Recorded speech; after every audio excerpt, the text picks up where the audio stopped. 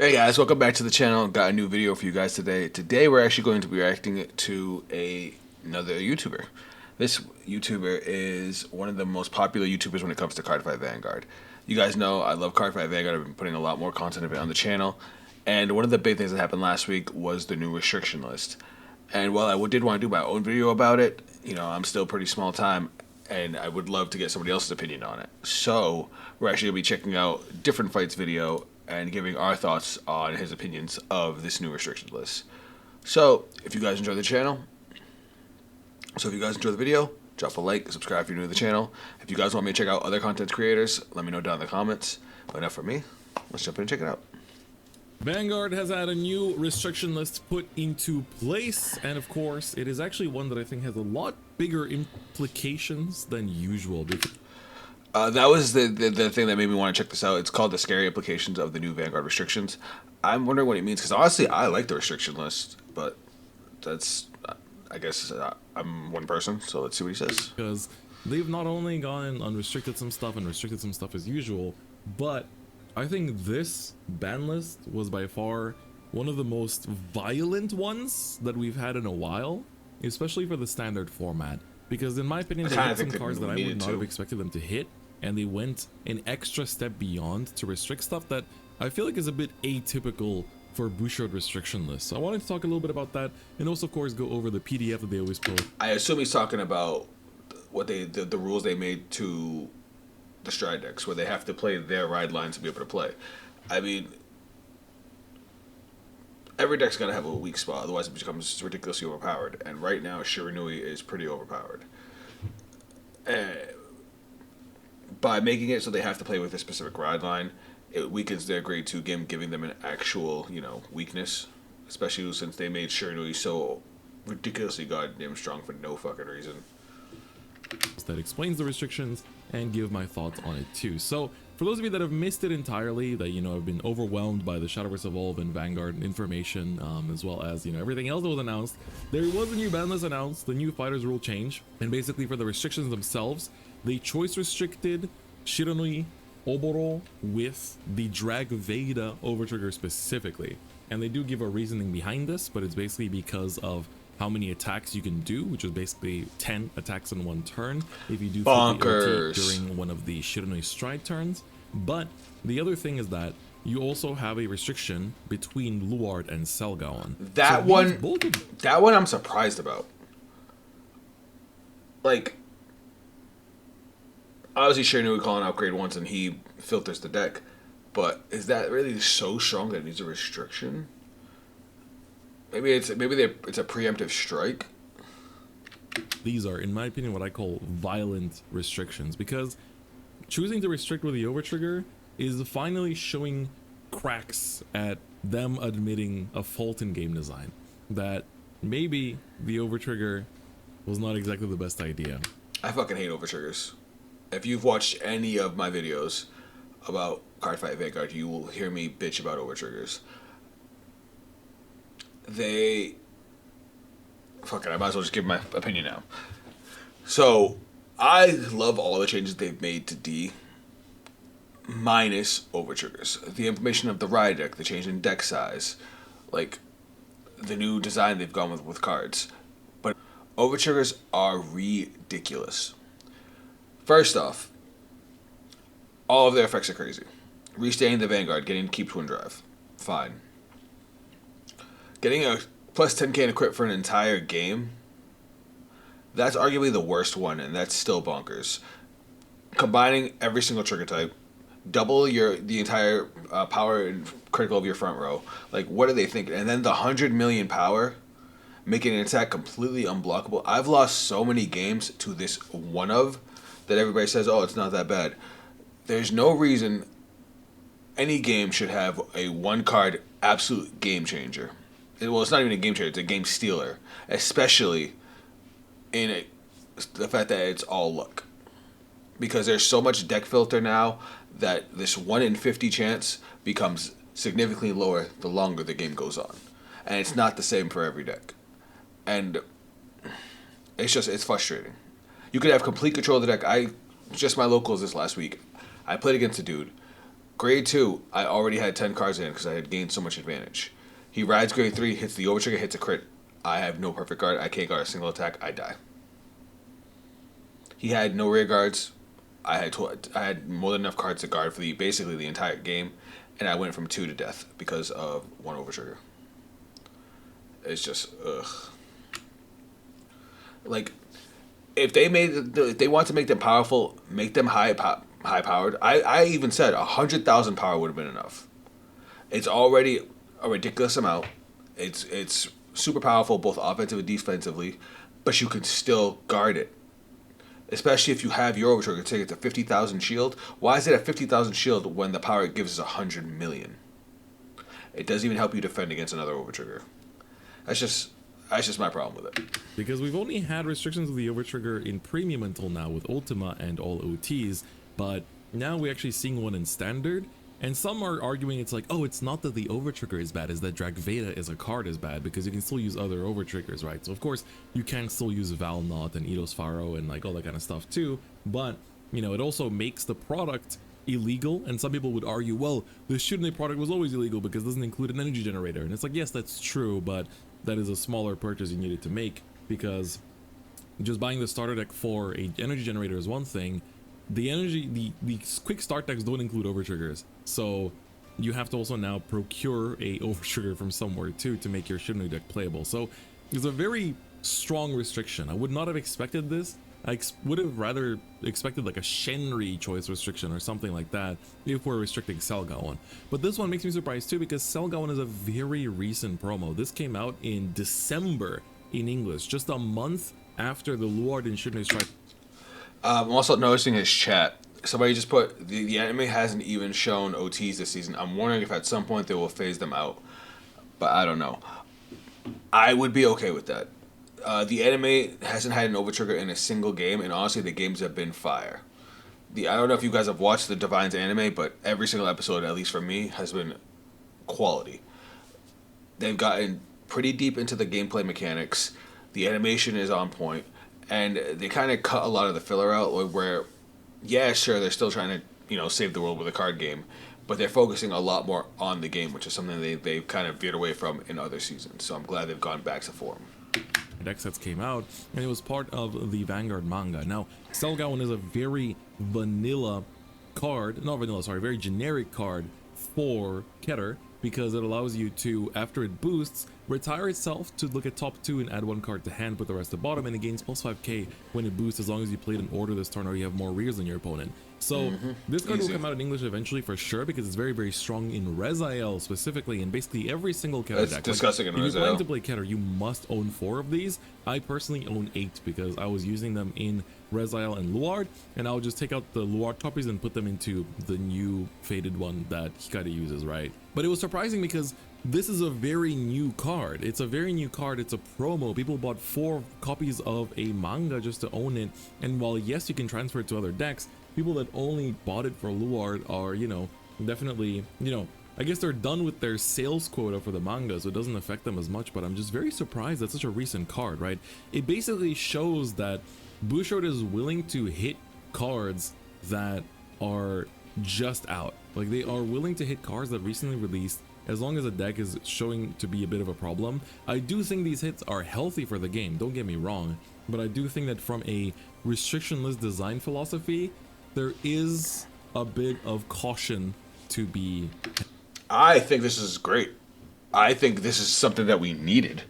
Like, all throughout the game, Bushiroad has never really brought the hammer down on decks.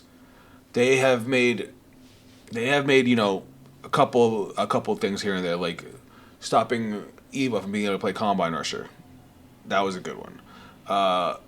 Limiting the grade 3 for Gandiva. That was a good one. But never have they done something so strong as this. Grade 1 that's generic to the entire nation. They just said, this deck, nah. If this card just came out, it's going to be a problem. No, you're not doing it. And then saying that a deck can't use its nation's overtrigger, like, that's never happened. At least not in standard. And it's about time that Bushiroad really showed their balls. Held. I think there's a little bit of a worry here where it's like, okay, if we print really strong support for a deck next set, we can just hit it, because, I mean, maybe if it's not part of a set, you don't hit it, but these are still recently released Stride deck sets that you can still No, this is buy good in some places. So because if it comes down that something created a problem, they can actually maintain the balance. So I think this is great. If this were Yu-Gi-Oh, we would have been waiting 6 months of just dealing with this shit before they did something about it. I don't know. It's also like this just came out for English too, so you also have to think about those sales as well. So it's a bit interesting for me that they chose to go this violent with the hits. Like, I saw Luard being restricted maybe with like Painkiller, which is pretty old, but that would affect English too much, I guess. Or like maybe with the Witch that prevents 5th or more attack, something like that, to just like take away one of the strengths of the deck, but not one of the most powerful engines of the deck. And of course the OC restriction is also very huge, and that's not it for Shiranui yet either. We still have another page for Shiranui. But also, choosing to unrestrict Willista makes sense because, of course, the draw power the deck has, was basically just a bit too much for its time, so they kind of, like, put a pause on that, and now they resumed it. But Gendiva, they still see as too violent to be allowed to play with the new friends from Divines. But then if you have playtested or seen anyone playtest Blagmire, you probably already know that the things that Blagmire does sometimes feel just kind of like it's fine when compared to what Gendiva did. But this is only one page of those, and these all go into effect in Japan on the 1st of April. There's actually a WGP 2 days before this, so there's going to be one more event. Just the first event of the WGP season, actually, will still have both Lord and Shiranui at full power. But these will go into effect on April 1st in Japanese. We don't know yet when they're going to go into effect in English. But I hope they put do. a second page, which is now that every single deck that has a G zone has to play the ride line that it comes with. So wild. Initially, this was just restricted that you were forced to play the 0, 1, and 3. This was another change that, like, this blew my mind. I never knew this would be a thing, and it also future proofs so many cards. Cause let there be a grade 2 that's just completely generic that anybody can splash, and now this is just future proofing all of it.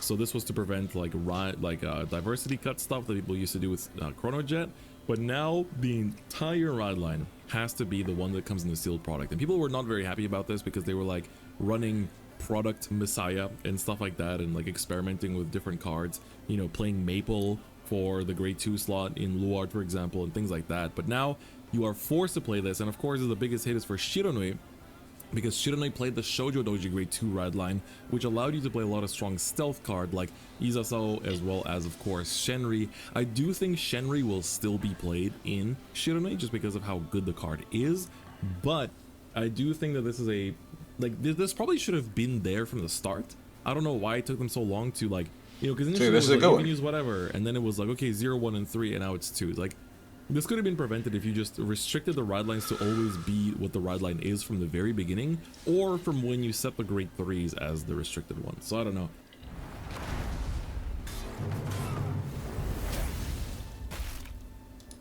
I do think it's a bit strange how they did it this time around, but there is a whole PDF explaining the hits too. So of course you can find this PDF on the official Vanguard website, the Japanese one. I don't read Japanese, so he's gonna translate it. The Vanguard Worlds, the Japanese version of the Worlds, to choose the hits. And of course, if you looked at the Worlds, it was all Luard and Shiranui with like a little bit of Maigo, a little bit of Morphonica, because Morphonica of course is very strong into the Shiranui matchup.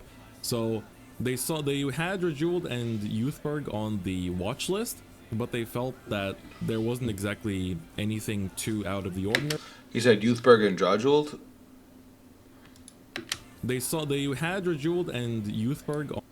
So the thing was with Drajeweld and Youthberg, Drajeweld is a turn 4 deck. So any deck that has an explosive early game, Drajeweld just can't keep up. It literally does nothing. Like, it does 0 before turn 3, and then even turn 3 is really not that strong. And go second, the deck really struggles having it because they still have to wait till turn 4. As for Youthberg is a one-trick pony, and they have to manage their resources so well. That's one deck that sure can combo out, but it's also very easy to slip up and not see pieces. So, yeah, I think these are fair. on the watch list, but they felt that there wasn't exactly anything too out of the ordinary with them, and their usage rate didn't really go up, so no hits for them. Mygo also has been used just about the same, so there's no reason to hit them either. But then for Luart, for example, this wasn't, you know, they didn't restrict it, or it wasn't even out yet for the last restriction list, but there's been a lot of tops for this deck, especially at Worlds, so they chose to restrict it. And for Shiranui as well, basically the same thing goes, but most importantly, the ride line has been restricted as well because of the way that it can be used. So basically the restrictions is the ones we explained. So Lord and Selgaon, basically they say that the reason why is that, you know, you could put 4 of these cards into, you know, I mean, like, what is this explanation? So they're basically saying that if you use because you can filter your deck, continue to draw cards non-stop, it contributes to your ritual count, and you can keep calling Selgaon with Luard every single turn as well, and keep right, because can't you send a normal unit back with the crisis effect? So you'd never run out of this dude, and you're just gonna keep on filtering your deck the whole game, putting it back to the deck every single turn too. So therefore it's a very strong card, especially in this deck, and therefore, you know, it basically means that your deck never runs out either, because you're constantly like, you have like basically 3 reasons that they listed as reasons why this card deserves to be restricted. So basically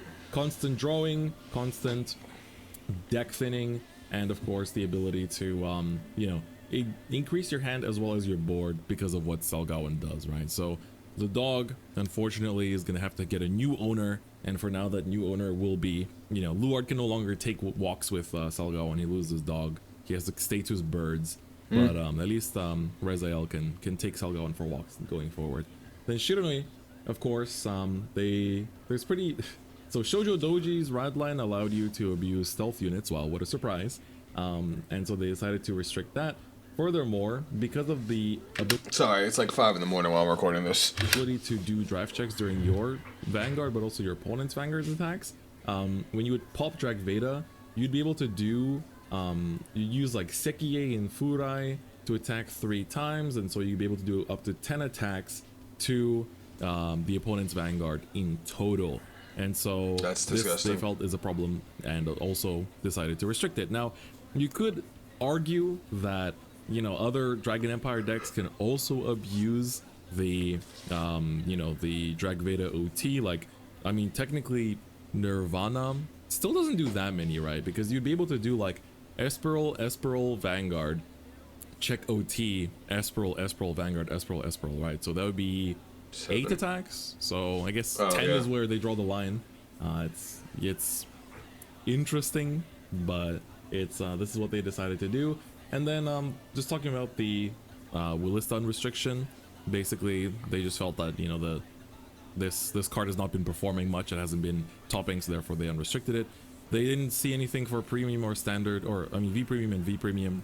Therefore, no restrictions. I mean, there's no events, so what are you? I'm actually thinking about playing into premium. But the next restriction will be in June, so we can look forward to that. But honestly, I would like to hear your thoughts about these restrictions too, because I do think that it makes it a bit... Oh yeah, true. Especially is once per turn, huh? So yeah, never mind. That's only possible. That's only possible in Shiranui because of the Shiranui restandards, huh? That's pretty interesting. But yeah, I'd like to hear your thoughts about this restriction, because for me, it does set an interesting precedent just because of I don't know. It's very aggressive restrictions. So it's kind of like, if I'm playing a top tier deck right now, like, you know, let's say one of the glitter decks becomes a tier 1 now, thanks to the new glitter promos.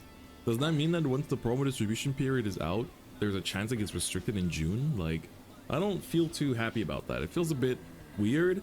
I personally think that when a deck is a really big problem, it does deserve to be hit.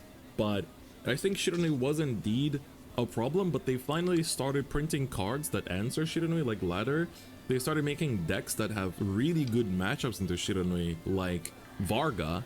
And so I kind of thought that maybe you don't need to hit this as hard. Like, just take away the ride line. I honestly think for Shiranui, they could have just taken away the ride line. Again, if you think I'm biased, by the way, I do own all of these decks. I own every single deck in Vanguard for the most part, but I don't play them. I literally have sleeved up both these decks and I've never played them myself. Alright, so my take on why Shiranui needed to go. There are cards coming out that are a better matchups for Shiranui. For one, they had to print a card to slow down Shiranui with ladder, but not every deck can play that. God forbid you play a deck that needs to play an order every turn, because then you just don't play the ladder, and then Shiranui just claps you, and that's not like a small amount of decks. They had to find a way to slow Shiranui down, and this was the best option without killing the deck. That's the thing. They wanted to balance these decks out to keep the game balanced without murdering the decks and making them unplayable. They could have gone so much worse with some of these cards, but they made it so, like, Shiranui, like, you can play Val now, and since your restand is restand on Vanguard swing, they're going to restand, they're going to get the extra text anyway. Or, like, if you swing with Murkrow and you get it on your opponent's drive checks, cool, you can still put Valenu on a rear guard, and now that rear guard can still restand 3 times. If it was already there when you checked it, you know what I mean? But still, it's like things like that. It's still good, it's just they balanced it out a little bit. The same thing with Luard. Having an infinite card that you can get a +1 every turn and recycle every single turn, especially in a game where, you know, it's supposed to have a huge luck factor with triggers, you're basically eliminating that more and more by being able to check the top 2, add 1, bot check the other one, so you keep on cycling through your entire deck, and you can do it every turn for the entire game.